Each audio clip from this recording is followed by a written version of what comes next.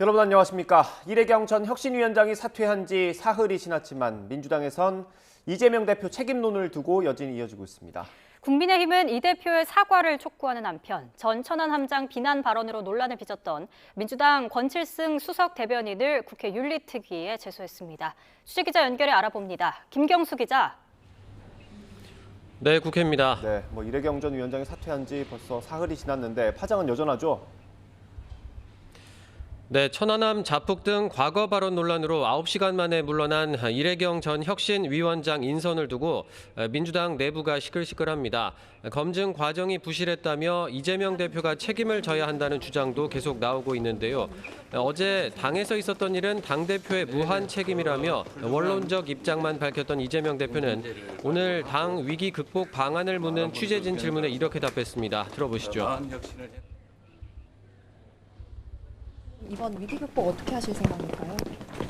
네, 더 훌륭한 인재를 발굴하고 많은 분들의 의견을 들어서 더 나은 혁신을 해나가는 게 문제 해결의 방법이겠지요. 대표님 다음 혁신위원장 인선은 좀 어느 정도로 지금 진행이 되고 있나요? 네, 많은 분들의 의견을 듣고 있습니다.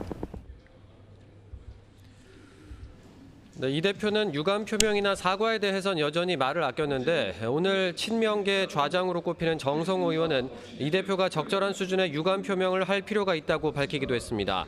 한편 이래경 전 위원장 해촉을 요구하는 최원일 전 천안 함장을 향해 부하들을 다 죽이고 어이없다는 발언을 해서 논란을 빚었던 권칠승 민주당 수석 대변인은 오늘 최 전 함장을 직접 만나 사과할 예정입니다. 어제 권 대변인은 표현이 부적절했다며 고개를 숙였지만 국민의힘은 오늘 오전 권 대변인 징계안을 국회 윤리특위에 제출했습니다.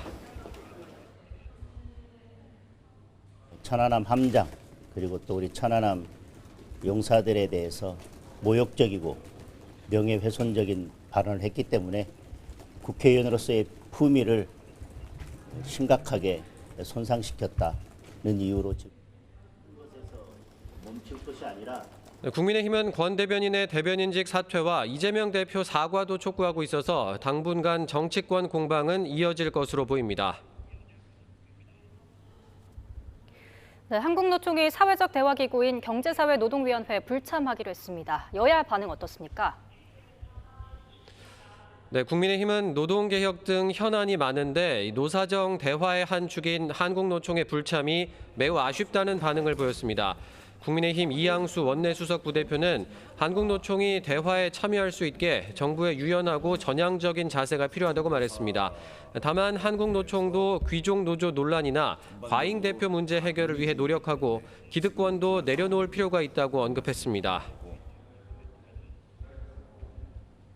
정부에서 좀 더 유연한 자세로 좀 이렇게 전향적으로 생각할 수 있죠. 대화에 참여하려면 아무래도 우리가 좀 폭을 좀 넓혀줘야 되지 않겠습니까? 대신에 넓혀주는 대신에 노조도 기득권을 어느 정도 내려놓는 방식의 또 그런 어떤 대응이 있어야 되겠죠. 그래서 하지만 민주당은 한국노총의 경사노위 불참은 정부의 노동 탄압 때문이라는 입장입니다. 오늘 국회에서 양대 노총 청년 노동자들과 간담회를 가진 민주당 이재명 대표는 노동 탄압이 눈앞에 현실로 펼쳐지고 있다며 정부가 노동자에 대한 인식을 되돌아봐야 한다고 지적했습니다. 박광원 원내대표도 윤석열 대통령을 향해 노동 3권을 존중하고 폭력 진압자를 문책하라며 정부 비판 수위를 높였습니다. 노동계가 곤봉과 캡사이신과 살수차로 무장하고 노동을 적으로 삼는 정부와 더 이상 대화하지 않겠다는 것입니다. 노동 현안 외에도 여야는 일본 후쿠시마 오염수 방류 문제를 두고 연일 공방을 벌이고 있는데 오늘 여야 당대표의 일정이 눈길을 끕니다. 국민의힘 김기현 대표는 오늘 오후 주한 일본 대사를 국회에서 접견하고 민주당 이재명 대표는 주한 중국 대사관저에서 주한 중국 대사와 만찬 회동을 합니다. 오늘 만남에서 후쿠시마 오염수 문제와 관련해 어떤 이야기들이 오갈지 관심이 쏠립니다. 지금까지 국회에서 전해드렸습니다. 한국노총이 노사정 대화를 중단하겠다고 발표한 데 이어 정권 심판을 위한 강도 높은 투쟁을 선언했습니다. 노정 경색 국면이 장기화할 모습인데 오늘 오후 최저임금위원회 회의에도 영향을 줄 전망입니다. 취재기자 연결합니다. 김연아 기자. 네, 사회정책부입니다. 네, 그래도 민주노총보다는 정부의 우호적인 걸로 평가가 됐었는데 대응 수위가 좀 높은 것 같습니다. 구체적인 내용 전해주십시오. 네, 한국노총 최대 산별 조직인 금속노련 위원장과 사무처장 체포와 관련해 파장이 확산하는 모습입니다. 금속노련 두 간부는 지난달 말 전남 광양제철소 앞 도로에 설치된 철제 막루에서 고공농성을 벌이는 과정에서 경찰에 체포됐는데요. 김만재 위원장은 구속영장이 기각됐지만 경찰의 쇠파이프를 휘두른 사무처장은 2일 구속됐습니다. 한국노총은 하지만 진압 과정이 폭력적이었다고 비판하면서 무엇보다 한국노총 최대 산별위원장과 사무처장에 대한 폭력 진압과 구속은 한국노총을 사회적 대화의 주체이자 상대로 인정한다면 결코 일어날 수 없는 폭거라며 강하게 반발했습니다. 이에 따라 어제 사회적 대화 참여 중단을 선언한 데 이어 오늘 전면적인 정권 심판을 위한 대정부 투쟁 방침을 확인한 겁니다. 한국노총은 기자회견에서 윤석열 정부의 법과 원칙은 공권력을 무기로 노동계를 진압해 굴복시키겠다는 말과 다르지 않다고 비난했는데요. 한국노총 김동명 위원장도 노동계를 대화 상대로 인정하지 않고 배제하는 정부를 향해 대화를 구걸하지 않겠다며 정부의 권력 노름을 끝내기 위해 한국노총 전 조직이 하나 되어 싸울 거라고 밝혔습니다. 노정 관계가 급격하게 얼어붙으면서 오늘 오후 예정된 최저임금위 역시 순탄치 않을 전망입니다. 최저임금위는 오늘 오후 3시 3차 전원회의를 열어 내년도 최저임금 업종별 구분 적용 여부를 논의할 예정인데요. 고공농성 과정에서 체포돼 구속된 김준영 금속노련 사무처장이 최저임금위원이어서 이에 대한 근로자위원 측의 강한 항의도 예상되고 업종별 구분 역시 노동계가 강하게 반발하고 있는 안건이라서 안 그래도 경색된 회의가 더욱 난항을 겪게 될 가능성도 큽니다. 지금까지 사회정책부에서 YTN 김연아입니다. 정부가 전세 사기 특별 단속 중간 결과를 발표했습니다. 10달 동안 검거된 피의자는 3,000명에 육박하고 300명 가까이 구속됐습니다. 피해자의 절반 정도는 청년층이었습니다. 취재기자 연결해서 자세히 들어보겠습니다. 윤혜리 기자. 네, 경제부입니다. 네, 1차 단속 때보다는 인원이 더 많이 늘어난 거죠? 네, 지난해 7월부터 지난달까지 10달간 진행된 범정부 특별단속 중간점검 결과 2,895명이 전세 사기 피의자로 검거됐습니다. 이 가운데 구속된 인원은 288명입니다. 지난 1차 단속 때보다 954명이 추가로 검거됐고 구속 인원도 120명 늘었습니다. 수사 과정에서 확인된 피해자만 3,000명에 육박하고 피해액은 4,500억 원이 넘습니다. 특히 사회에 이제 막 발을 들인 청년층에 피해가 집중된 것으로 나타났습니다. 피해자 35.6%가 30대, 20대가 18.8%로 10명 가운데 5명이 2030인생입니다. 또 이번 단속에서는 전국에 10,000채가 넘는 주택을 보유한 무자본 갭투자 10개 조직 등 모두 31개 일당이 적발됐습니다. 이들 가운데 6개 조직에 대해선 단순 가담자도 주범과 같은 처벌을 받게 되는 범죄단체 조직죄가 적용되게 됩니다.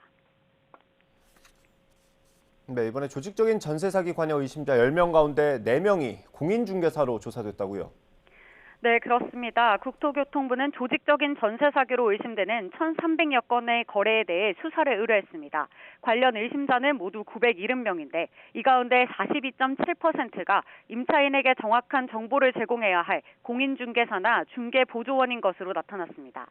뒤이어 임대인이 27.2%, 건축주가 16.6%, 분양과 컨설팅 업자도 7.4% 순으로 조사됐습니다. 전세 사기 의심 거래 피해액은 2,445억 원에 달했는데 서울 강서구가 833억 원으로 가장 피해가 컸습니다. 수사를 의뢰한 피해자는 모두 558명으로 61%가 2030 청년층이었습니다. 정부는 피해자들의 실질적인 피해 회복을 최우선적으로 고려하고 다수의 피해자가 발생할 경우 피해액을 합산해 법정 최고형까지 구형하는 등 전세 사기 범죄를 뿌리 뽑겠다는 계획입니다. 직접 들어보시겠습니다.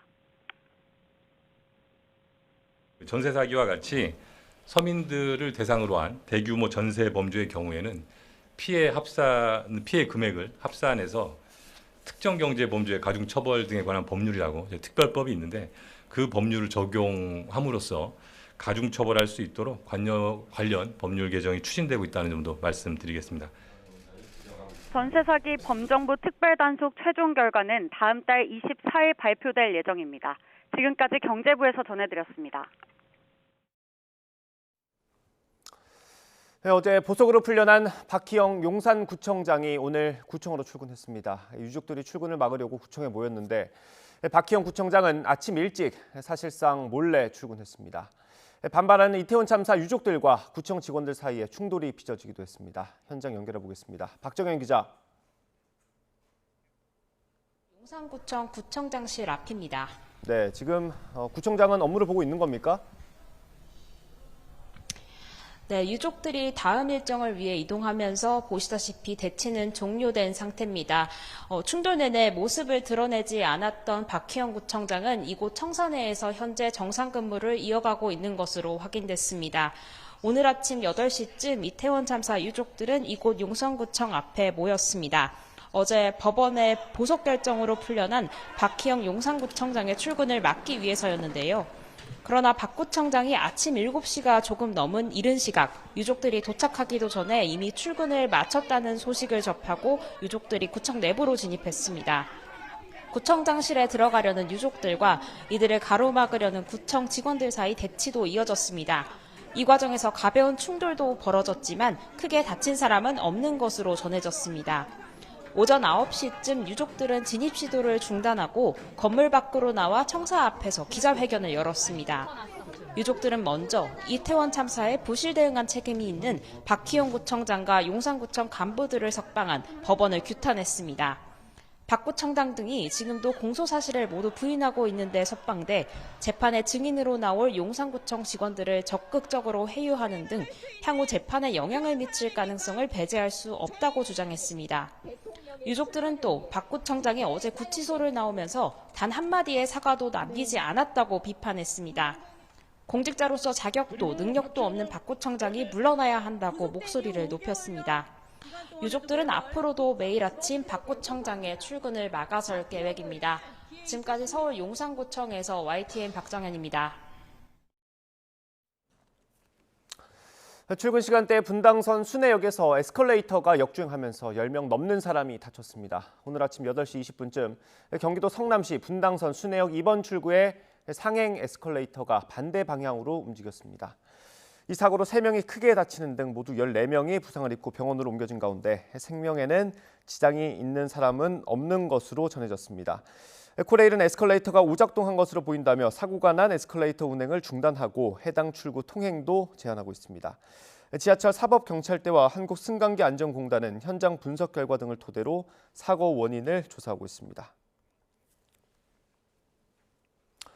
며칠 전 서울에 있는 한 대학교 캠퍼스 안에서 학생이 화물차에 치였습니다. 이 학생은 바로 병원으로 옮겨졌지만 이틀 만에 결국 숨졌습니다. 사건 사고 소식 유서연 기자가 종합했습니다. 서울 동덕여대 캠퍼스 안 앞범퍼가 떨어져 나간 화물차가 견인차에 이끌려갈 준비를 하고 있습니다. 캠퍼스 벽에는 추모 메시지가 붙고 그 앞에는 하얀 국화꽃이 놓였습니다. 사흘 전 아침 20대 대학생이 쓰레기 수거용 화물차에 치였다는 안타까운 소식에 추모 공간이 생긴 겁니다.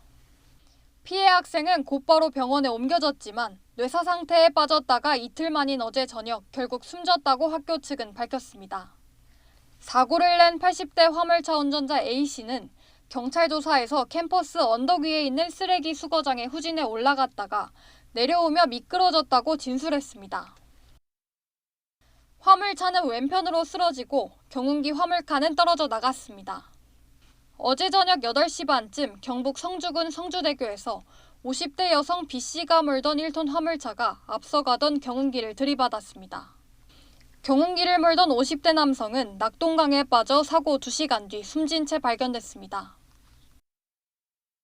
비슷한 시각 저녁 8시 10분쯤에는 경기 평택 제천고속도로 제천 방향 고덕나들목 부근에서 승용차 3대가 연쇄 추돌했습니다. 뒤따라오던 승용차가 사고를 피하려 급하게 멈춰서면서 2차로 이중 추돌 사고도 일어났습니다. 사고로 맨 처음 앞차를 들이받은 승용차 운전자가 경상을 입어 병원으로 옮겨졌습니다. 승용차 나머지 지금 2대 같은 게 전방위식 태반입니다. 정확한 거는 조사관이 조사해봐야 될 것 같은데요. 충남 천안에서는 집진기 공장에 불이 나면서 일부 건물이 불타기도 했습니다. 어젯밤 9시 반쯤 집진기 공장에서 일어난 불은 20여 분 만에 꺼졌습니다. YTN 유서연입니다. 캠퍼스 안에서 학생이 화물차에 치여 숨진 사고에 대해 미리 위험성을 알렸지만 환경 개선 요구가 받아들여지지 않았다는 주장이 나왔습니다. 서울 성북구 동덕여자대학교에는 지난 5일 캠퍼스에서 교통사고로 숨진 21살 대학생을 추모하는 공간이 마련됐습니다. 추모 공간을 찾은 학생들은 사고가 난 언덕길이 가파른 데다 평소 차량 통행이 잦아서 학생과 교수들이 학교 측에 위험성을 알리고 개선을 요구했다며 반발했습니다. 이에 대해 학교 측은 사고가 나기 전 언덕길에 나무 계단을 설치하고 주차장을 없애는 등 환경을 일부 개선했다면서 교내 시설을 긴급 점검하고 있다고 밝혔습니다. 또래 여성을 살해한 정유정의 범행 동기는 아직 명확하지 않습니다. 사이코패스 검사 결과는 정상인 범주를 벗어나서 연쇄살인마 강호순보다 더 높은 점수를 받은 거로 알려졌습니다. 동창들은 정유정을 이렇게 기억합니다. 친구 없이 혼자 다니고 인사도 받지 않는 말 그대로 혼자였습니다. 성인이 된 후에도 수년 동안 비슷한 생활을 한 거로 전해진 만큼 거의 10년 가까이 사회와 단절됐던 거로 보이는데요. 은둔형 외톨이, 반사회적 인격장애가 범죄 형태로 표출되는데 영향을 줬을 수 있습니다. 비슷한 이야기를 5년 전에도 들었던 적이 있습니다. 서울 강서구 PC방에서 아르바이트생을 살해했던 김성수입니다.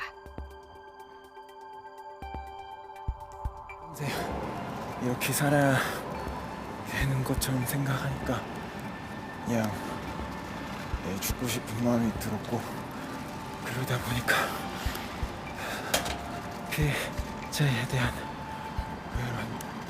두려움, 그런 망설임이나 그런 것들이 사라졌고, 그래서 억울했고 같이 죽이고 죽어야겠다는 생각이 들었던 것 같습니다.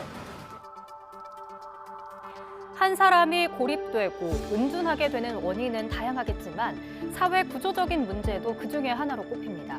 그럼 우리 사회 다른 청년들은 어떨까요? 2021년 기준 고립, 은둔하는 청년은 50만 명이 넘었습니다.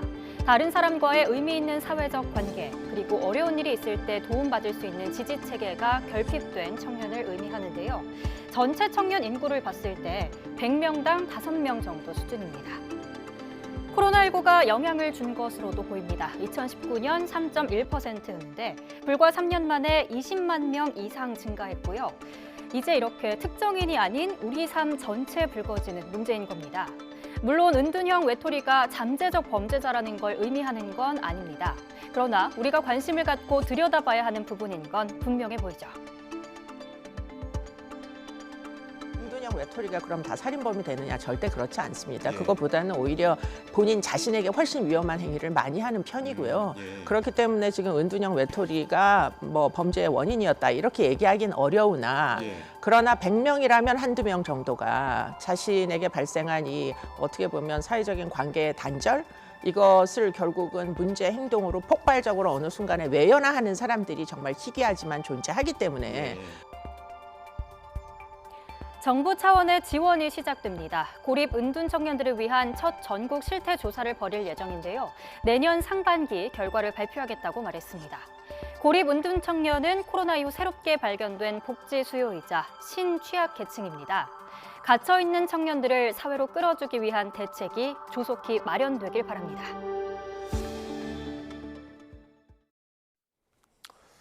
불법 마약류인 필로폰이 3년 연속 전국 34개 하수 처리장에서 모두 검출됐습니다. 특히 항만 지역에서 사용 추정량이 많은 걸로 나타났습니다. 부산과 인천, 울산 등 항만 지역과 서울 등 대도시에서 다른 지역보다 사용 추정량이 더 많았습니다.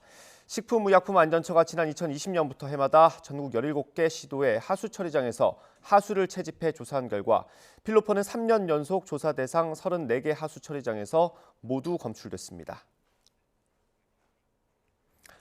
대구에 있는 노인 돌봄시설 텃밭에서 누군가 재배한 양귀비가 발견돼 경찰이 수사에 나섰습니다. 대구 서부경찰서는 서구에 있는 주간 노인 돌봄시설 텃밭에서 마약류로 의심되는 양귀비 100여 주를 발견해 모두 압수했습니다. 러시아 블라디보스톡에서 실종된 북한인 모자는 몇 달 동안 북한 영사관에 연금된 상황에서 탈출한 걸로 알려졌습니다. 자유아시아 방송 RFA는 현지 소식통을 인용해서 블라디보스톡에서 실종된 이들이 고려항공 소속 무역대표부가 러시아로 파견한 박모 씨의 아내 43살 김모 씨와 15살 아들 박모 군이라고 전했습니다. 지난해 10월 국가보위성 소속 식당 부지배인이 망명을 시도했다가 붙잡히는 사건이 발생하면서 북한 당국이 김 씨에게도 책임을 물을 가능성이 있다는 점이 이번 실종의 배경이라는 관측입니다. 서해에 추락한 북한 우주발사체 인양 작업이 9일째 계속되는 가운데 오늘부터는 작업 여건이 나아질 걸로 보입니다. 전하규 국방부 대변인은 정례 브리핑에서 지난 사나흘 동안은 조수간만의 차가 가장 크고 유속이 빠른 대조기였지만 오늘부터는 중조기에 접어들면서 수중 작전 여건이 좋아질 거라고 말했습니다. 캐나다에서 발생한 대규모 산불의 연기가 미국 동부까지 확산하고 있습니다. 일부 도시는 야외 활동이 금지되면서 학교까지 문을 닫았습니다. 워싱턴에서 권준기 특파원의 보도입니다. 걷잡을 수 없이 번지는 산불, 희뿌연 연기가 매서운 기세로 퍼져나갑니다. 소방 헬기가 공중에서 맞불을 놓으며 방화선을 치고 있지만 역부족입니다. 예년보다 일찍 시작된 캐나다 산불은 전례 없는 피해를 기록하고 있습니다. 지난 10년 평균의 10배 이상 면적이 불에 타면서 벌써 남한 전체 면적의 40%인 400만 헥타르가량이 잿더미가 됐습니다. And across the country as of today, there are 414 wildfires burning, 239 of which are determined to be out of control. 캐나다 산불로 인한 연기는 바람을 타고 미국 뉴욕과 필라델피아, 워싱턴 DC까지 퍼졌습니다. 뉴욕의 공기질 지수가 역대 최악을 기록하며 세계에서 가장 나쁜 인도 뉴델리 수준으로 떨어졌고 미 동부 도시 곳곳에서는 코로나 이후 사라졌던 마스크가 재등장했습니다. 야외 활동이 금지되면서 학교도 문을 닫았습니다. We just recommended that they all wear masks, and we bought extra masks because me being an asthmatic myself, I was a little bit concerned. 제가 있는 워싱턴 DC도 하루 종일 하늘이 혼탁합니다. 평소 50을 잘 넘지 않던 대기질 지수가 180을 넘겼고 자정까지 이 대기질 경보가 발령돼 있습니다. 백악관은 바이든 대통령이 산불 연기와 관련한 보고를 받으며 상황을 예의주시하고 있다고 밝혔습니다. 이번 사태를 기후변화에 따른 재난으로 규정하며 대통령의 최우선 과제라는 점을 강조했습니다. It is yet another alarming example of the ways in which the climate crisis is disturbing our lives and our communities. Why he made tackling climate change one of his top priorities and has done historic investments. 당국은 미 동부 지역 대기가 정체된 상태여서 산불 연기가 당분간 머물 것으로 보고 비상 조치를 검토하고 있습니다. 워싱턴에서 YTN 권윤규입니다. 세계에서 가장 활발한 화산이죠. 미 하와이 킬라우에아 화산이 다시 용암을 분출하기 시작했습니다. 미 당국은 경계 수준을 올리고 항공기 운항에 주의 조치를 내렸는데 화산 가스로 인한 인체와 가축, 농작물 피해가 우려됩니다. 이종수 기자입니다. 하와이 섬 킬라우에아 화산이 석 달 만에 다시 분화 활동을 시작했습니다. 하와이 화산 관측소는 현지 시각 7일 새벽 4시 44분쯤 화상 정상부 분화구에서 폭발이 시작됐음을 보여주는 빛을 감지했다고 밝혔습니다. 관측소는 용암이 분화구 바닥에서 15m 높이로 계속 솟구치는 상황을 웹카메라로 확인했습니다. 화산 활동이 분화구에서만 이루어지고 있지만 경계 수준을 주의에서 경고로 상향 조정했습니다. 항공 기상 코드는 황색에서 적색으로 최고 등급까지 높였습니다. 관측소는 킬라우에아 화산이 인구 집중 지역인 호놀룰루에서 350km가량 떨어져 있어 영향은 제한적으로 받습니다. 하지만 독성 물질이 포함된 화산가스와 분진으로 인체와 가축, 농작물들에 피해를 줄 수 있다며 주의를 당부했습니다. 킬라우에아 화산은 세계에서 가장 활발한 화산 가운데 하나로 가장 최근 분화는 올해 1월부터 3월 초까지 61일간이었습니다.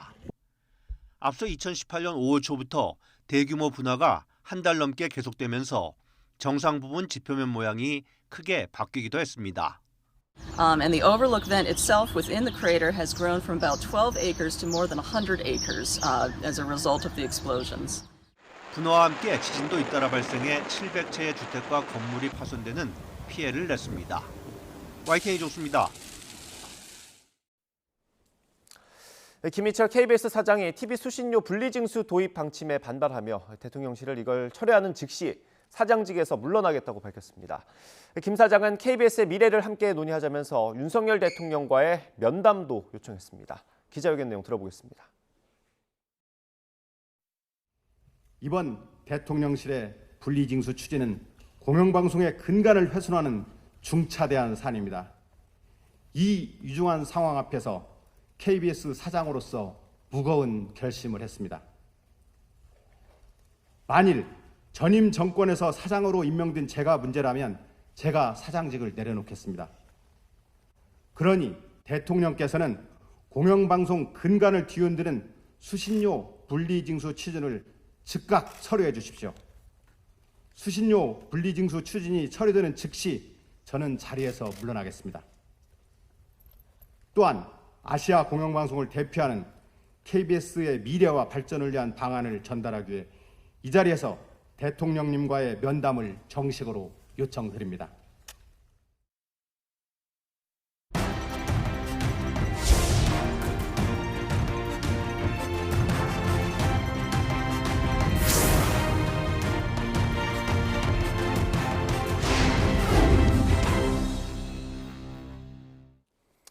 네, 정치권 이슈 짚어보겠습니다. 국민의힘 허은하 의원, 민주당 전용기 의원 나오셨습니다. 어서 오십시오. 안녕하십니까? 반갑습니다. 안녕하세요. 네. 오늘 노동계 얘기부터 좀 해보겠습니다. 한국노총이 경사노위 대화에 일단 불참하겠다라고 선언을 했습니다. 뭐 아예 탈퇴하겠다는 얘기는 아니고요. 조금 전에 나온 소식을 보면 정권 심판까지 얘기를 하는 것 같습니다. 좀 강도가 높아진 것 같거든요. 어떻게 보셨어요? 우선 한국노총마저 경사노위의 어떤 그러니까 참여를 중단하겠다라는 결정을 하게 되면은 모든 소통 창구가 닫혀버리는 거기 때문에 너무나 큰 우려가 되고 또 안타깝다라는 말씀을 드리고 싶습니다. 사실 그 민주노총이 외환위기 진행됐던 99년도에 그 빠지고 나서 지금 한 25년째 사회적 대화에 불참하고 있거든요. 그래도 노조 중에서는 함께 정부와 대화를 하던 그런 곳이었는데 이 부분에 대해서는 저는 큰 우려가 됩니다. 그래서 앞으로가 좀 걱정이시죠? 예, 앞으로가 정말 많이 걱정이 되고요.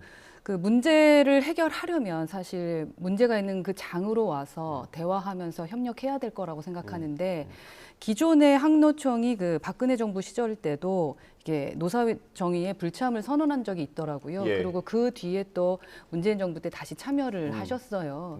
여하튼 뭐 여러 가지 노력을 하면서 대화하려고 하는 소통의 장을 열어야 되겠다라는 생각은 들고 그렇다고 해서 제가 불법적인 부분을 용인하는 것은 아닙니다. 불법적인 것은 당연히 민주주의고 법치주의에 맞춰서 가야 되겠습니다만 창구마저 닫혀버리는 것은 우리 노동을 하시는 분들에게 큰 좋은 뉴스는 아닐 것 같다라는 생각입니다. 예, 의원님. 노조 탄압 때문에 일어난 일인 거죠. 그리고 뭐 이것을 문제 삼아서 지금 소통을 하기 위한 유일한 창구가 지금 한국노총이다라고 인지는 하고 계신 거 아닙니까? 그런데 한국노총에서도 결국에는 탈퇴를 하겠다고 이야기했던 것을 보면 누가 과연 소통을 안 했을까라는 생각을 하게 됩니다.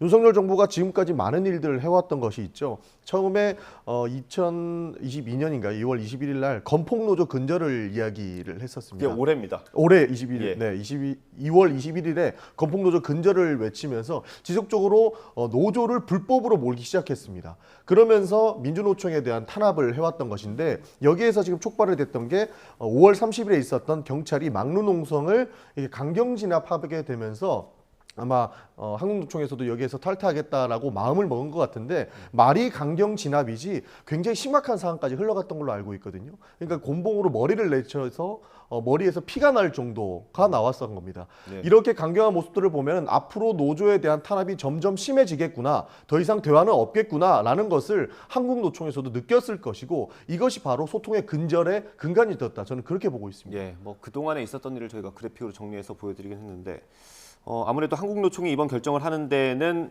그 광양에서 있었던 그 강경 진압 논란이라고 해야 될까요? 그게 좀 트리거가 된 것 같거든요. 네, 지금까지 뭐 대화에 대한 얘기도 있었겠습니다만 이 강경 진압에 대해서 그렇죠. 동료의 모습을 보고 그 감성적으로 아니면 감정적으로라도 좀 우라가 치밀 수 있겠습니다. 그 부분에 대해서는 이해하지 못하는 바 아니고 안타까운 마음이다라는 말씀을 지속적으로 드리고 싶고 다만 이제 노조든 기업이든 누구든 불법에 대해서는 합당한 책임이 있어야 된다라는 입장은 말씀을 드리고 싶습니다. 예. 민주주의고 법치주의의 근간이다. 그리고 노조라고 해서 어떤 뭐 국민이 적용받는 어떤 법 위에 존재하는 특권적인 존재일 수는 없거든요. 네. 그래서 국가가 이제 불법에 대해서도 또 노조라고 해서 또 기업이라고 해서 좀 그 방치할 수는 없는 부분이다. 다만 이게 강경한 진압이었냐 아니면 정당한 공권력이었냐 네. 이 부분에 대한 것일 텐데요.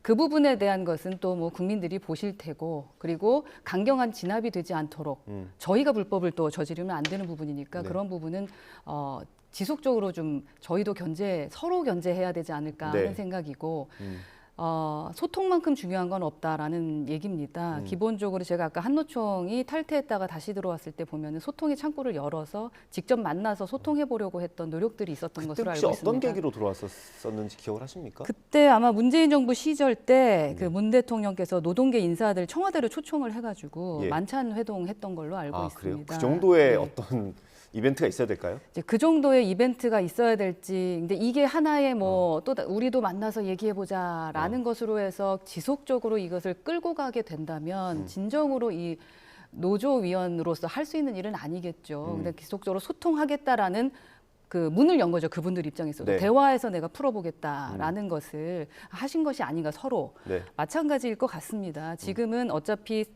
저희가 빠지겠다라고 말씀하신 게 아니잖아요. 아예 뭐 탈퇴는 아니죠. 탈퇴가 아니라 우선은 대화의 장에 참여하지 않겠다라고 했는데 대화의 장에 참여하실 수 있도록 저희가 해야 되는 거고 이걸 가지고 또 이제 불법적인 것은 없으면서 그래서 국민들이 불편해하는 거 없으면서 어떻게든 타협을 좀 해 나가야 네. 우리나라 경제 걱정하는 부분들 많은데 해결되지 않을까 싶습니다. 네. 뭐 민주노총은 물론이고요. 한국노총도 뭐 이번에 그 막루농성을 진압하는 과정에서의 어떤 그런 논란들이 좀 뭐 방아쇠가 됐겠지만 전체적인 윤석열 정부의 노동 정책에 대해서 좀 불신을 가지고 있는 것 같긴 합니다. 그러니까 우리가 조금 전에 그래픽으로도 보지 않았습니까? 윤석열 정부가 지금까지 노조 활동에 대해서 탄압을 해왔던 그런 부분들을 보면서 노조에 대해서는 굉장히 압박감을 느꼈을 것이고요. 뭐 노조 장부도 공개하라고 하면서 뭐 본인들은 합법이라고 이야기를 하지만 지속적으로 정당한 노조 활동을 불법으로 이렇게 규정을 하고 있는 것이 일단 이 문제의 근간이라고 보고 있습니다. 네. 사실 뭐 불법이라고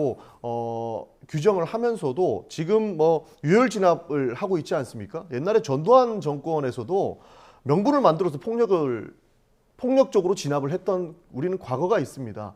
지금 정당한 노조 활동을 가지고 모든 것이 불법으로 규정을 하고 노조 활동을 막는 것 자체가 소통을 하지 않겠다라는 그런 입장으로밖에 볼 수 없는 그런 상황이다라고 진단하고 있습니다. 예, 그 윤건영 의원이 환노위 소속이잖아요. 예. 윤석열 정부의 노동 정책이 없다, 노동을 샌드백으로 생각한다 이런 얘기를 오늘 라디오 인터뷰에서 했습니다.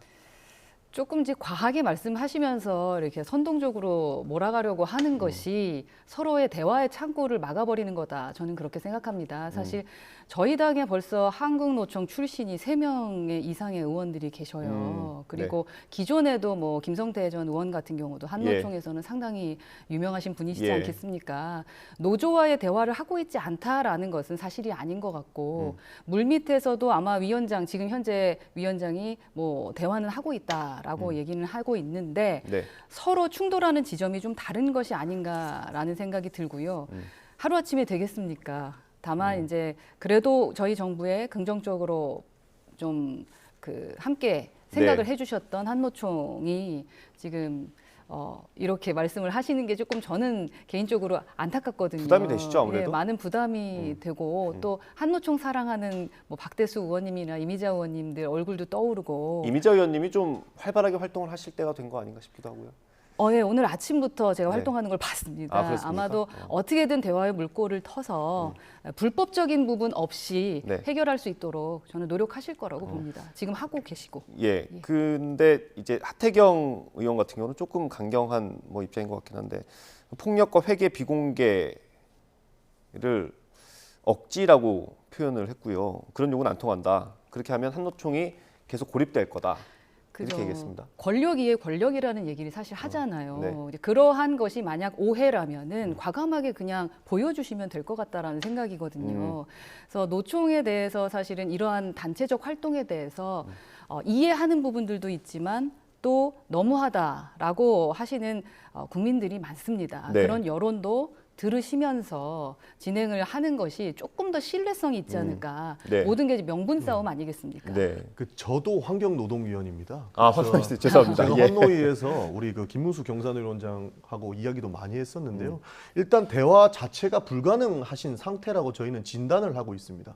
기본적으로 얼마 전에 페이스북에 올렸는데요. 김문수 경산위원장의 페이스북을 보면 노조가 없는 훌륭한 기업이 있다 이렇게 표현하신 것도 있어요. 그러니까 기본적으로 노동조합은 대화가 얼마 전에 올라온 겁니까? 얼마 전에 몇 달 됐습니다. 네, 좀 됐는데요. 그러니까 이런 것들이 기본적으로 노조 활동들이 소통이 되지 않겠다라는 것을 이미 규정하고 가기 때문에 애초에 대화가 안 된다고 규정을 했고 저희도 몇 번씩이나 김문수 경사노위원장에 대한 경질을 요구했었습니다. 그러나 대통령께서는 받아들이지 않았는데 이것은 실제로 민주당에 지고 싶지 않아 하는 윤석열 정부의 태도인지는 모르겠습니다만 이런 것들이 모두 근간이 되어서 지금 한국노총이 대화를 하지 않겠다고 선언한 이런 명분이 되었던 것이거든요.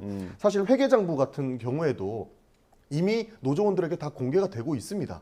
그러나 정부에서 어떠한 명분을 가지고 와서 이야기를 하냐면 불법이 없는지를 우리가 한번 지켜볼 테니까 당신들이 공개를 해라라고 접근을 하고 있는 거예요. 이미 다 공개가 되고 있는 내역들을 가지고 불법이 없는 데를 지켜보겠다라고 하니 노조 입장에서는 당연히 반발하는 것 아니겠습니까? 이런 식으로 명분 싸움을 이어가면서 노조를 압박하는 모습들이 이렇게 노동조합 탄압으로 이어지는 것이고요. 결국에는 유혈 사태로까지 이어지는 것이라고 보고 있습니다. 이거 예. 굉장히 심각한 문제입니다. 예.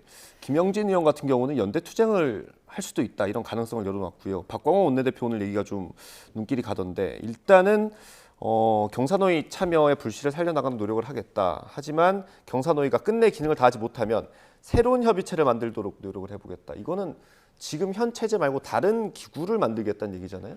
그런 식으로 뭐 법도 개정이 필요할 정도이다 이렇게 보고 있는 것 같은데요. 사실 우리가 지금까지 유혈 사태 이런 얘기하고 있지 않습니까? 뭐 정부에서는 불법은 때려잡아야 된다라고 하면서 이것이 마치 합법적이다 이렇게 얘기하고 있는 것 같은데 사실 유혈 사태가 일어나지 않게끔 하는 것이 제일 중요하지 않겠습니까? 그 역할을 하는 것이 경사노위인데 경사노위가 제 역할을 하고 있지 못하고 노동자들과 대화를 지금 단절 수준에 이르렀기 때문에 다른 이런 단체라도 만들어서 실제로 노사가 대화를 통해서 유혈 사태까지 일어나지 않게끔 만드는 것이 중요하다는 뜻입니다. 그래서 뭐 새로운 단체를 구성하는 것도 한번 검토를 해봐야 된다. 이것도 결국에는 경사노위원장이 경질되거나 새롭게 노동조합과 그리고 노사 관계와 대화가 가능한 사람이 오면 해결될 수 있는 문제라고 민주당은 판단하고 있습니다. 네, 뭐 민주당의 연대 투쟁 가능성 그리고 뭐 새로운 기구를 만들 가능성에 대해서 어떻게 평가하세요? 기본적으로 사실 기업의 노사 문제가 없어서 노조 자체가 없으면 얼마나 좋은 기업입니까? 그 정도로 좋다라고 평가를 하시는 그 정도로 겁니까? 좋다면 얼마나 좋겠습니까? 그렇게 이해를 하면 되겠습니다. 예를 들면 국민에게 법이 없으면 얼마나 좋겠습니까? 법 없이도 살 수 있다면 얼마나 좋겠습니까? 김문수 위원장의 발언이 그런 취지였을 거라고 생각하시는 겁니까? 김문수 위원장의 발언을 가지고 얘기하는 게 아니라 제 개인적인 생각입니다. 네네. 그러나 그게 불가능하죠. 서로 견제해야 되죠. 그렇기 때문에 노조도 생기는 거고 법도 만들어지는 거고 또 행정부를 견제하는 입법부가 있는 겁니다. 네. 기본적으로 근데 그러한 구조 자체를 다 흔들어 놓겠다라고 하는 것에 대해서는 저는 그냥 밀고 가기라고 생각해요. 예를 들어서 방통위의 위원장 바꾸는 거에 대해서 입장과 지금의 이 김문수 위원장 바꾸겠다는 입장이 너무나 다른 거라는 거예요. 우선은 그 체제에서 어떻게든 해결하려고 하는 네. 그러한 노력이 없다라는 겁니다. 그건 아니지 않습니까? 그리고 회계를 장부를 공개해라라고 하는 것이 왜 문제가 되는지 모르겠습니다. 그리고 그 노조 모든 분들을 저희가 문제가 있다라고 하는 게 아닐 겁니다. 네. 예, 지도부 측의 불법을 강행하시는 분들이 분명 계시지 않습니까? 네. 그런 부분을 지속적으로 지적받으셨잖아요. 그 부분에 대한 것은 인정하고 가야죠. 근데 지금 유혈 사태다라는 그런 무서운 워딩을 쓰면서 이렇게 자꾸 가다 보면은 만나기가 싫어질 것 같아요, 네. 서로. 저는 우선 서로 만나야 한다라는 거고, 그리고 서로 대치되는 상황에서 저도 이제 기존에 기업할 때 노조들 이제 말씀하시는 거 봤을 때는요, 공개돼서 하기보다는 공개되지 않는 데서 협치가 더 많이 되고 대화하면서 네. 자, 그럼 우리 이렇게 해봅시다라고 진행되는 거잖아요. 정말로 이 문제가 잘 해결되기 바란다면 언론에다가 자꾸 선동적인, 자극적인 말씀을 하시기보다는 네. 물밑에서 자꾸 만나서 해결해 보려고 노력하는 것이 진짜인 것 같고요. 저는 그 김문수 위원장도 그렇게 해야 된다고 생각합니다. 예. 그리고 그러한 물밑 작업이 있다라고 들었는데 그 부분을 한 번 더 확인해 보시는 것이 어떨까 싶습니다. 저희가 지속적으로 확인했는데요. 예. 대화가 안 되고 있습니다. 그리고 유혈 사태라는 단어를 선동하는 것이 아니고요. 실제로 경찰이 곤봉으로 머리를 쳐서 피가 흘리는 유혈 사태가 일어났기 때문에 네. 저희는 사실관계를 말씀을 드리는 것이고 물밑에서 대화가 가장 중요하죠. 네. 그러나 본인들이 만나는 것은 나와 친한 노동자들이었습니다. 그렇기 때문에 지금 그 노동조합과 경사노위의 대화가 이루어지지 않고 있기 때문에 이 부분은 바로 잡아야 됩니다. 사실 가장 큰 혁신은 인사에서 일어난다고 국민의힘에서 계속 주장하고 있지 않습니까? 네. 그런 측면에서 정부 측에서도 반성할 부분은 저는 충분히 있다. 그렇게 판단하고 있습니다. 예, 알겠습니다. 뭐 사실 우선은 여튼 네. 저는 결론을 낸다면 예. 대화를 할 수 있도록 만들어주는 예. 게 필요하고 그렇습니다. 서로 이 문턱을 좀 낮출 필요가 있습니다. 정부도 네. 그리고 우리 그 한노총도 예. 그런 부분이 아닌가 하는 생각입니다. 그러니까 뭐 대화의 장이 이제 경사노위가 돼야 하는데 그 위원장이 임명될 때부터 사실 좀 노동계의 신뢰를 받지 못했던 건 사실인 것 같고요. 어떤 논란이 거듭되면서 지금 이 사태까지 왔습니다.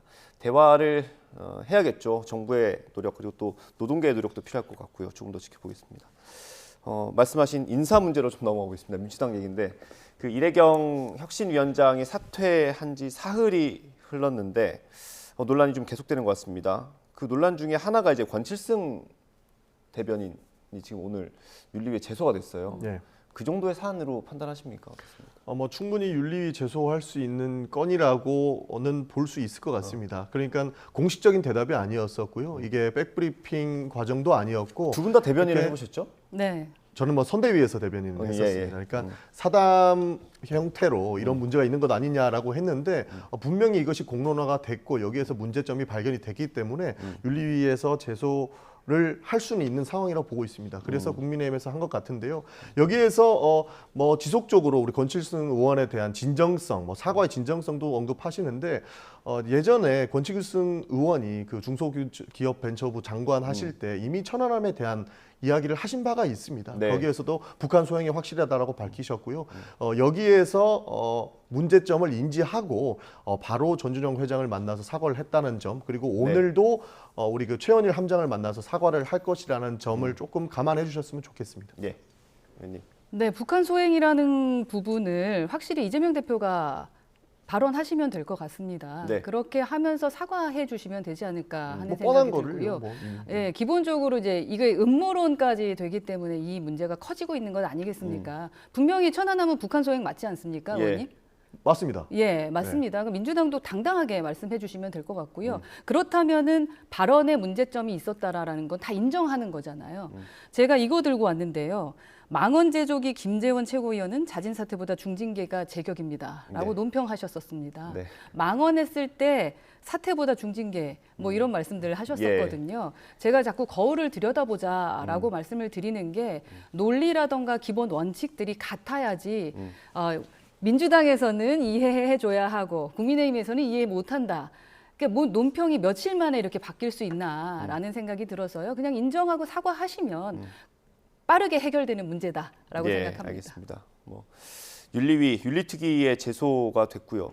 얼마 전에 제가 세워봤던 걸로는 30몇 건이었는데 40건을 채우지 않았을까 싶습니다. 윤리특위에서 어떻게 다룰지 한번 보겠습니다.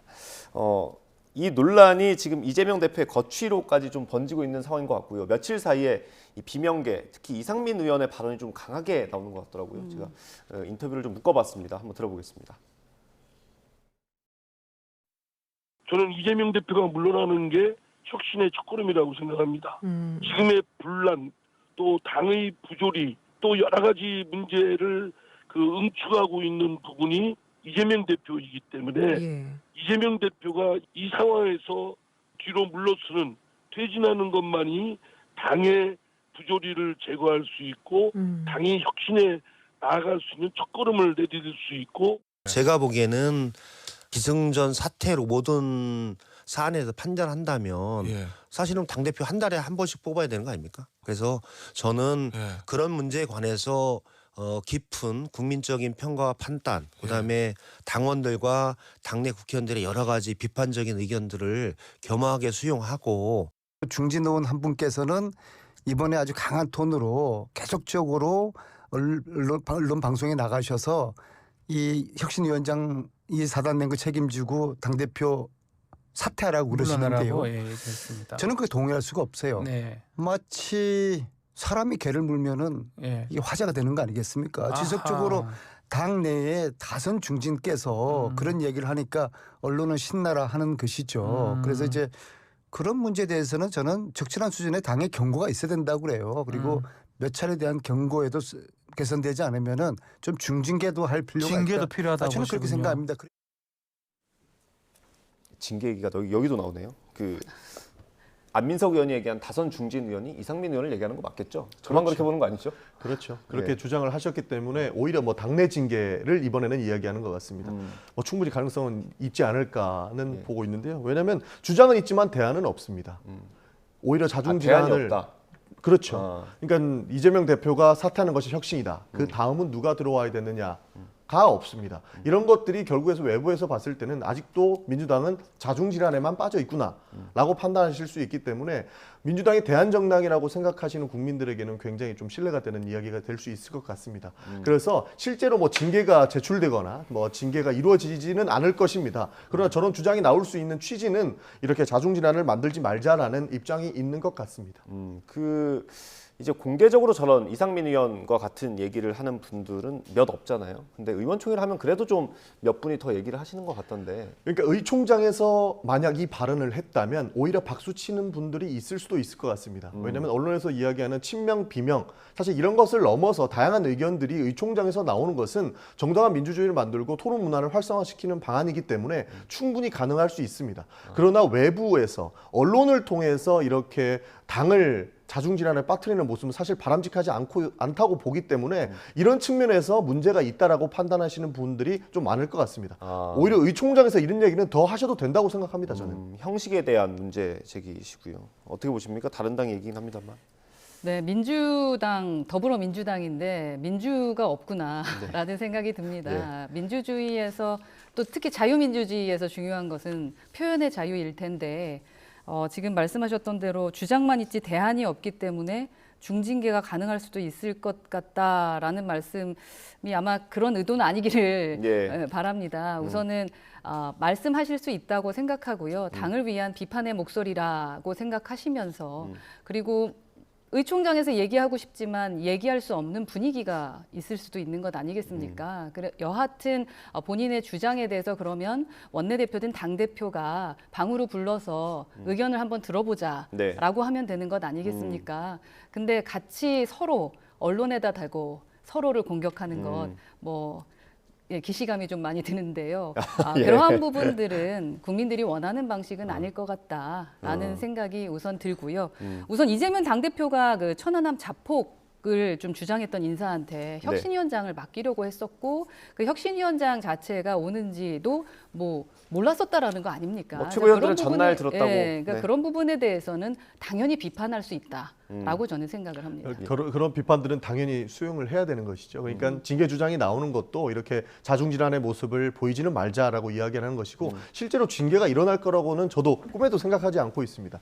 사실 여기에서 지도부가 비판받아야 될 지점은 저도 충분히 있다고 보고 있는 게 실제로 그 검증에 대한 잘못은 있지 않습니까? 이게 뭐 지도부가 됐든 실무자가 됐든 실제로 이렇게 말실수를 하셨던 분들을 이렇게 혁신위원장으로 데리고 왔던 검증의 책임은 있기 때문에 여기에 대해서는 실수가 아니고 그냥 그런 인식을 가지고 계신 것 같더라고요. 그렇죠. 그분의 인식인 거죠. 그러나 이게 지금 현실과 맞느냐에 대한 논쟁은 아직도 남아있기 때문에 여기에 대한 검증이 더 철저하게 이루어졌어야 되는 것이고 여기에 대한 문제가 있다면 바로 잡아야 된다. 저도 그렇게 보고 있습니다. 네, 그 사과하시고 징계할 분들을 제대로 징계해 주시면은 아마도 저러한 비판의 목소리가 좀 줄어들 거라고 생각합니다.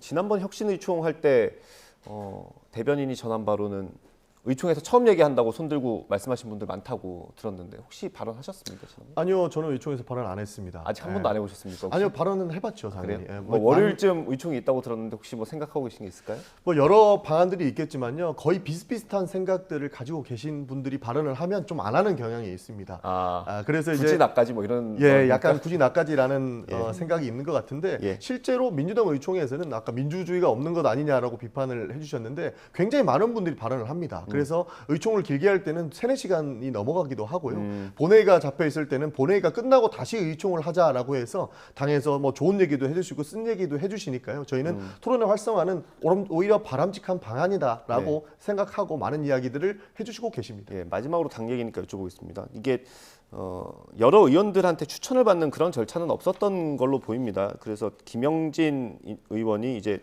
당대표 정무조정실장이잖아요. 상임위 간사들한테 좀 의견 한번 내봐라라는 얘기를 했다고 하더라고요. 후임은 그러면 어떤 인사가 돼야 될지? 저는 누군가 챙겨야 될 사람이 있는 사람이면 안 된다라고 생각합니다. 그럼 정치권 인사는 다 배제해야 된다고 보십니까? 정치권 인사들은 어떻게 보면 누군가를 챙겨야 되는 이런 입장이 될 수 있기 때문에 저는 오히려 결단에 확실히 할 수 있는 사람, 그런 사람들이 와 주셔서 당을 한번 이끌어 주시는 것도, 혁신을 이끌어 주시는 것도 나쁘지 않다라고 생각을 합니다. 알겠습니다. 다음 선관위 얘기로 마무리를 하겠습니다. 어제 국민의힘 행안위 의원들이 선관위를 항의 방문했고요. 오늘은 장해찬 청년 최고위원을 포함해서 청년들이 항의 방문을 한다고 합니다. 이게 뭐 한두 번에 끝나는 건 아닌 것 같아요. 어떻습니까? 계속 이렇게 항의 방문하는 거 괜찮을까요? 선관위인데? 네, 선관인데. 추후에 이제 선거할 때 불이익이 있지 않을까. 분명히 그렇게 생각할 수 있죠. 불이익이 있더라도 문제되는 것은 지적을 하는 게 그리고 그렇게 견제를 하는 게. 민주당 입장에서는 영향력을 미치려고 하는 거 아니냐 이렇게 볼 수도 있고. 저희 국민의힘이 싹 다 갈아 엎고 우리 쪽으로 하게 하고 싶다. 문재인 정부 때 이미 그 선관위가 치중돼 있었습니다. 그럼에도 불구하고 정권은 바뀌었습니다. 기본적으로 지킬 걸 지키면서 선거하면 되는 것이고요. 그것 때문이 아니라는 것을 알고 계시지 않습니까? 국민들이 가장 아파하는 부분, 아파 찬스, 그리고 이 채용 부분에 대한 것에서 불법을 저지른 것을 알게 됐는데 그만 있을 수는 없는 부분이고요. 이후에 대한 조치들도 지금 또 다른 부분들이 계속 나오고 있지 않습니까? 뭐 부적절한 업무 추진비 사용 이 부분인데 오늘 또 보도가 나왔더라고요. 이게 뭐 66만 원을 쓰든 100만 원을 쓰든 1000만 원을 쓰든 상관없습니다. 본인이면. 그러니까 내 돈 내산이면 괜찮은데 왜 세금 갖고 그렇게 쓰느냐. 그리고 국회의원이라던가 선거 나가는 사람들은 얼마나 감시하십니까. 그러시면서 본인들이 그렇게 하는 부분들은 그럼 어떻게 설명할 것이냐. 이건 논리적으로 맞지 않고 그리고 지금 갑자기 또 감사를 수용해야 된다라는 기류로 가고 있는데 채용 의혹에만 검사하겠다라고 말씀하시는 것도 어떤 국민이 이해하겠습니까? 그래서 손해를 보더라도 우선은 청년들까지 가서 그렇게 뭔가 항의하려고 하는 것은 아닐까 하는 생각이 들고요. 국민들께 부끄럽지 않은 곳이 돼야 된다고 생각합니다. 그 선관위가 내일 한 번 더 회의를 연다고 합니다. 이 자리에서 사무차장을 인선을 좀 논의하는 것 같고요. 말씀하신 대로 이제 감사원의 감사를 이게 어느 정도 여론도 좀 안 좋고 여당에서 압박도 있고 하니까 그 채용 부분에 있어서 이번에 논란이 된 부분에서만 한정해서 감사를 수용하는 방향을 좀 논의하는 것 같더라고요. 어떻게 생각하세요? 뭐 성관이 잘못했죠. 감사 받아야 되죠. 이 땅의 아빠 찬스는 뿌리 뽑아야 된다고 생각합니다. 맞습니다. 그렇기 때문에 이 채용과 관련돼서는 당연히 감사를 받아야 되는 것이고요. 여기에서 문제가 되는 것들은 혹시나 국민의힘에 영향력이 있는 사람들이 성관 이용들로 채용되지 않을까에 대한 그런 문제는 민주당에서 저는 충분히 제기할 수 있다고 보고 있습니다. 네. 이 정부가 굉장히 좀 잘 못하고 있는 게 굉장히 좀 뻔뻔하고 오만하다라는 평가를 받고 있는 부분인 것 같은데요. 실제로 어떠한 영향력을 행사하기 위해서는 좀 눈치를 봐야 되는데 그런 것 없이 진행하는 부분들이 좀 많이 보이고 있거든요. 여기와는 상관없지만 이번에 방통위 문제를 살짝만 거론하면 국회에서 추천한 인사조차 윤석열 대통령이 임명하고 있지 않아요.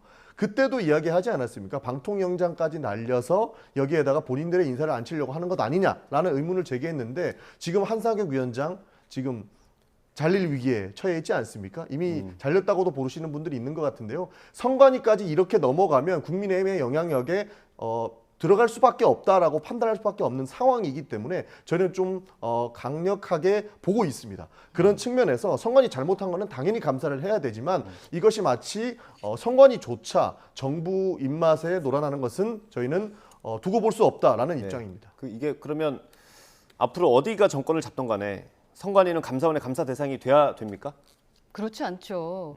문제가 있을 경우에 해야 되는 거. 선관위는 사실은 국회의원들이 건들기 상당히 어려운 곳입니다. 그러니까 제가 여쭤보는 건 그거예요. 지금 이게 헌법과 법이 있는데 모호하게 돼 있지 않습니까? 그래서 지금 논쟁이 되고 있는 거고 각 당에서 이제 법안까지 냈는데 어쨌든 원칙을 정해야 될 거 아닙니까? 선관위는 감사원의 감사 대상이야. 이렇게 정해놓고 가는 건지 아니면 이번에만 하나는 건지.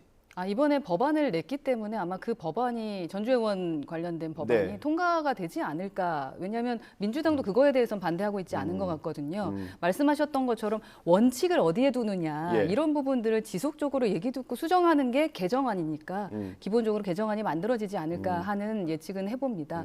그리고 말씀대로 그냥 힘에 따라서 권력에 따라서 자꾸 사람 바꾸고 그러면은 안 되죠. 특히 독립기관이어야 되는 곳인데요. 이제 그런 부분이 아니라 문제가 있는데 그런 문제를 지적하지 않느냐에 집중하는 게 저는 그렇게 바라보고 있고요.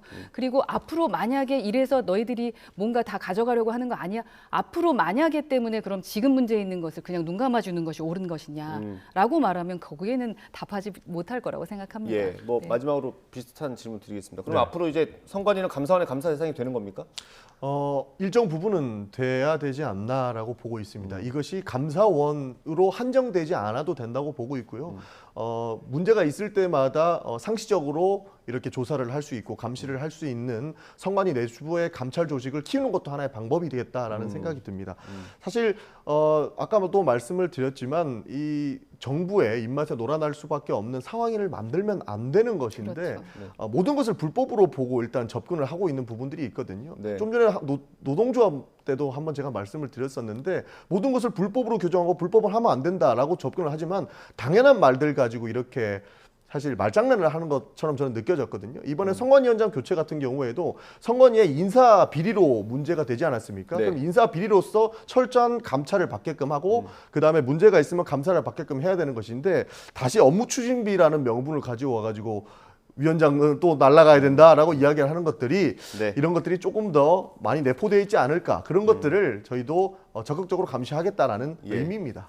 이게 저도 역사를 정확히는 잘 모릅니다만 선관위 같은 경우는 이제 정치권에서 좀 멀어지라고 내보냈던 것인데 지금은 다시 또 품어야 되는 그런 상황이 되는 것 같기도 하고요. 법안을 만들 때 좀 섬세하게 만들 필요는 있을 것 같습니다. 오늘 말씀 여기까지 듣겠습니다. 허은하 의원, 전영기 의원이었습니다. 감사합니다. 감사합니다.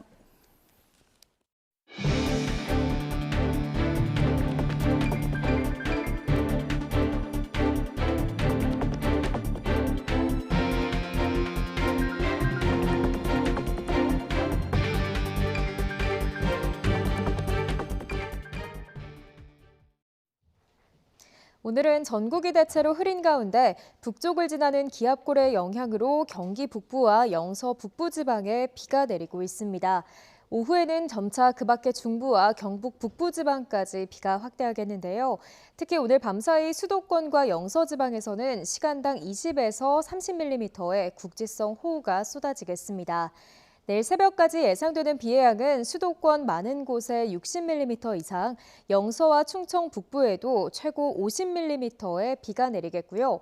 영동과 충청 남부, 경북 북서부에서는 5에서 20mm가 되겠습니다. 비가 내리는 동안 곳에 따라 벼락과 돌풍, 우박이 동반되기도 하겠습니다. 시설물 관리와 안전사고에 각별히 유의하시기 바랍니다. 오늘은 남부와 동해안을 중심으로 기온이 크게 오르겠습니다. 서울 한낮 기온 26도, 강릉 31도, 광주와 대구는 29도까지 오르겠습니다. 내일 새벽 한때 호남 지방에도 5mm 안팎의 비가 조금 내리겠고요. 이후 주말 동안에는 초여름 더위가 이어지는 가운데 중부 지방을 중심으로 소나기가 자주 내릴 전망입니다. 지금까지 날씨 정보였습니다. 이어서 뉴스 앤 이슈 2부가 방송됩니다. 저희는 잠시 뒤에 돌아오겠습니다.